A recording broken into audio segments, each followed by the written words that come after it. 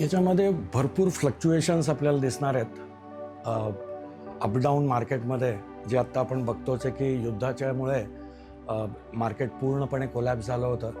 आता काही टॉक्स सुरू होत आहेत, तर परत एकदा थोडंसं तो अपग्रेड होतो आहे. पण याच्यामध्ये हे संपूर्ण वर्ष हे साधारणतः अपडाऊनचाच राहणार आहे, कारण युद्धाचं जे काही गोष्टी आहेत तर हे साधारणतः जूनच्या फर्स्ट वीकपर्यंत जोरदार चालणार आहेत.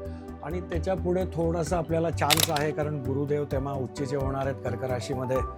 तर त्यानंतर काही गुरुदेव म्हणजे विजडम आहे, तर लोकांचा जो विजडम आत्ता सध्या जो असं आपण समजू की हेडलेस डिसिजन्स चालू आहेत, फक्त इगो आणि आपल्या नावासाठी लोक युद्ध पुकारल्यासारखं करतायत, तर तिथे विजडम येईल.